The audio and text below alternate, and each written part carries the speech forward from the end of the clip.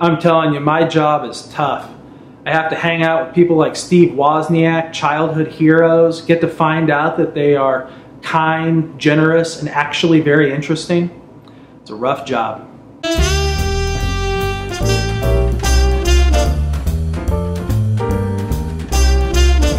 Hey everybody, it is week 9. This is CIT 12, and apologies for the humble brag there at the beginning, but you know, I got to meet Steve Wozniak last week. It was kind of exciting. He is a tech hero of mine. If you don't know who Steve Wozniak is, don't worry about it. You could Google him, or there's a movie coming out at the end of the month called Steve Jobs, and he's played by Seth Rogen. Now, more importantly to you, this is week 9, which means that our class is halfway done, all right? That also means that the Friday of this week, Friday of week 9, is the last day to drop the class. So take a look at your grade, see how you're doing. If you're at a position where you're really far behind and you don't think you're going to be able to sort of make up for it with the assignments that are remaining, you may want to consider dropping the class. That will save your GPA. It will hurt your units taken this semester. And I don't know which is better for you. Every student is in a different situation. I've talked to the people in financial aid. For some students, you're better off taking a GPA hit if your GPA is pretty good. For other students, you're better off saving your GPA and taking a units hit if you're taking plenty of units. It's really up to you. So take a look, make a personal decision whether or not you want to continue with the course. But after Friday, and there may be a little bit of extension into the weekend if you're using WebAdvisor, but I'm going to say Friday because that's the last day you get to do something in person. If you don't drop by Friday of this week, yeah, you are stuck in the class and you will be graded as per the syllabus. All right, enough of the depressing stuff. Let's go on to what we're doing this week. This week we're looking at Tech in Focus. It's one of those small sections right after Chapter 5, and this one is on ethics. All right, so it's a small section. Should be easier to take your quiz because there's going to be fewer pages to flip between. But the idea here is that we want to look at the ethics of information technology. Ethics is a huge area when it comes to information technology, and that's because the technology has changed things, and so we're capable of doing things that we weren't capable of doing before. You know, it hasn't always been the case that you could just fly a plane over a city and actually monitor the movements of people based on the GPS in their cell phones. That's new, right? Whether or not we should be doing that, whether or not we can be, do that legally, these are questions that are still sort of up in the air. And the courts and of course we, through the election process, have to decide whether or not we're okay with that, and what we're going to be okay doing. There was the whistleblower Edward Snowden and or traitor, depending on how you view things, he brought a lot of this stuff out to say, hey, look, this is what's going on.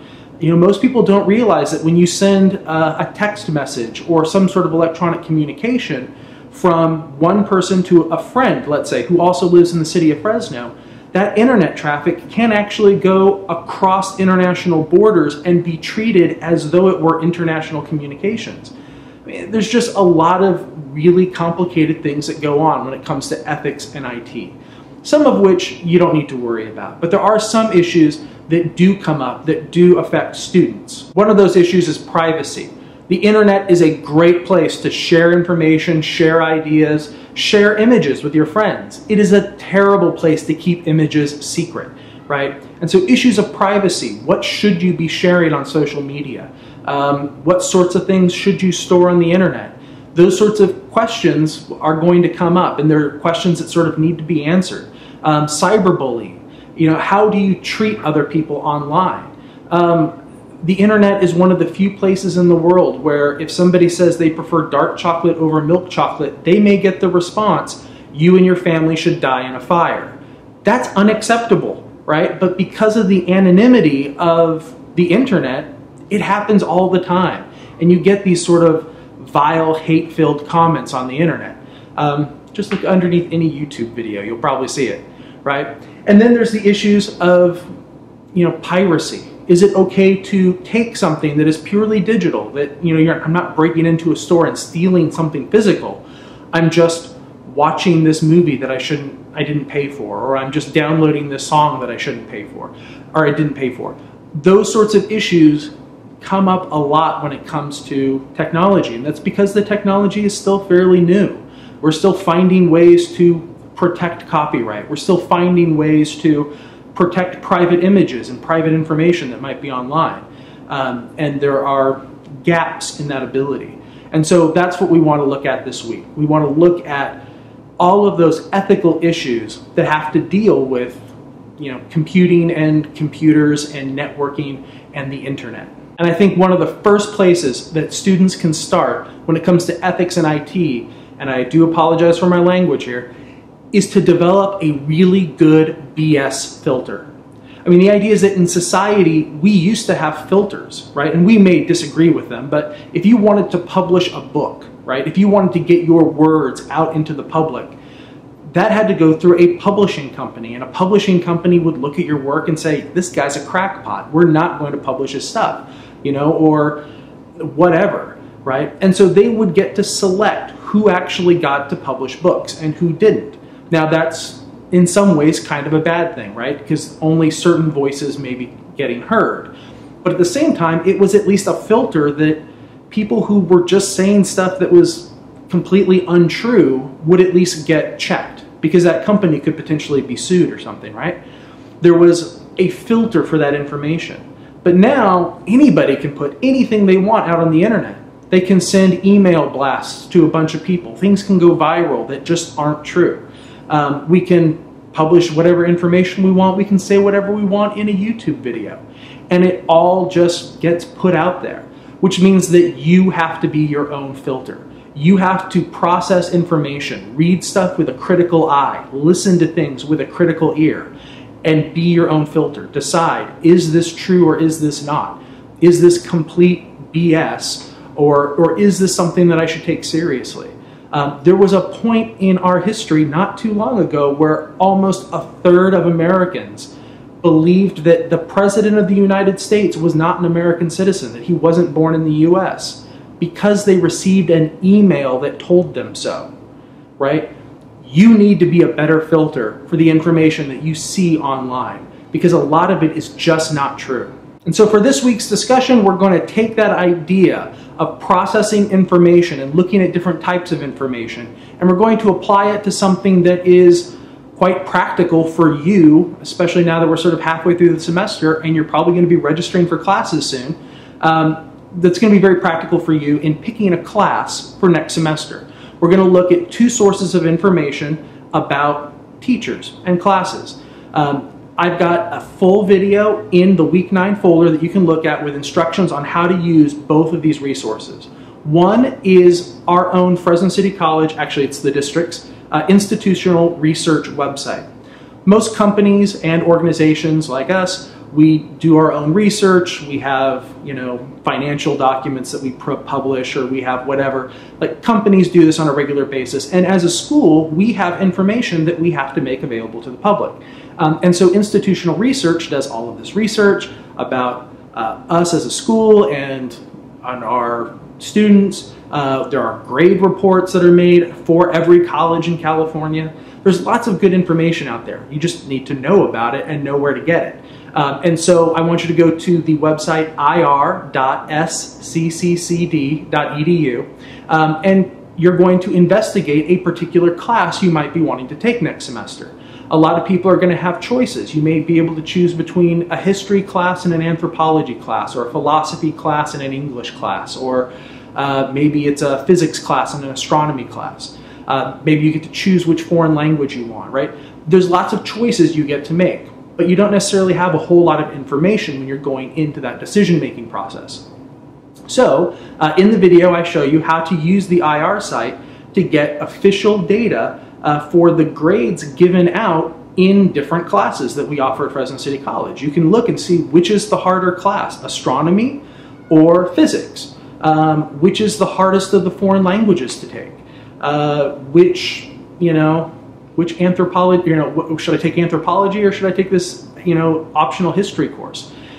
You're going to be able to look at different types of courses from official sources. So this is straight from FCC using our numbers. And so hopefully you can trust it. The Problem is that it may not give you something specific that you want. So for instance, while you can compare a physics class to an astronomy class, because we give class level information, you can't compare two different physics instructors. You can't compare two different astronomy instructors. We don't give out instructor level information because we're not required to. So the official source of information is great, but it doesn't necessarily give you everything that you want. But take a look at it and get some information from it, right? Then use another source. There is something that's very popular on the internet called crowdsourcing. You see it with a lot of other applications like Yelp, for instance, right? If you're just trying to compare and I want to find a really good Italian restaurant in Fresno, I can pull up an Italian restaurant that I'm thinking about and see reviews from other people. I can see how many stars they've been given, and I can look and see how good an Italian restaurant it is, at least what the crowd thinks it is. Now, there's some really great research going on in sociology to determine that the wisdom of the crowd is actually really, really good. All you need to do is make sure that there are a good number of reviews, right? The more ratings you see, the more likely it is to be true. If you see 5 people who think that some, Italian place is terrible, you can't really trust that. If you see a review that says 5 people say an Italian place is really great, that you can't really trust that. But if 200 people say that an Italian place is really great, chances are it's really good, and you would be perfectly happy going to that Italian restaurant. If 200 people say that an Italian restaurant is terrible, well, that's much better information. You're getting a much wider swath of the public. The more ratings, the more accurate you can sort of guess something is. And so we're going to look at a rating system for instructors. It's called Rate My Professor. Many of you already know it exists and probably have used it, but for those who haven't, it is crowdsourced information about individual instructors. Now, I will say on behalf of all of my instructor friends that this information could be terrible. Some students just hate the individual instructors, yada, yada, yada, right? But I still think that the statement I made earlier is true. If 100 students say that a particular professor is pretty good, they're probably pretty good. And if 100 students say a professor is pretty bad, they're probably pretty bad. Now, if 5 students say that a professor is terrible, well, that just means that there was some guy who was really, really upset and he ended up writing 5 bad reviews as different people, and you can't really trust it, right? Small numbers, you can't really trust. But when the numbers get large, the ratings get large, the information ends up being pretty good. And it can help you make a decision as you're picking out classes next semester. And it'll give you the information you actually want, which is, hey, I need to take an English class. It has to be English 1A. I just want to know which instructor should I choose. You might be able to get some good information from that as well, all right? So, 2 sources of information, 1 official, 1 crowdsourced. And you can kind of take a look, compare and contrast the information. Which did you find more helpful? There's no reason to decide between the 2. You can use both. That's perfectly acceptable, but what did you get out of one? What did you get out of the other? And did you think the process might help you make a decision for what classes you want to take next semester? All right? So pick a class, something you're thinking you might need to take next semester, do some research, and tell us what you came up with. Somebody should tell us, hey, what is the best foreign language to take on campus? Which is the hardest foreign language to take on campus? The answer may surprise you. Oh, I'm doing a BuzzFeed thing there. And lastly, with my IT lab, we're doing our last lab on Excel. After this week, no more labs on Excel. All right, we will have our practical exam next week on Excel, but at the very least, the labs will be done. And then after Excel, we go into PowerPoint and Windows, which is so much easier. All right, so anyway, last week in Excel, stay strong, power through it. Make sure you try to understand what's going on and why it is you're doing what it is you're doing. Take a look at those videos. They really are helpful. Or you can click on the link right above and actually go into the textbook. I know some people do actually prefer to read that information. I like to read myself, so if that's helpful, do the textbook instead of the video. But anyway, take a look at the last lab, get that done, and then next week we'll have our practical exam on Excel. And that's it. Week 9 is looking like it's going to be a pretty good week, so if you have any questions, go ahead and email me, and otherwise I will see you online.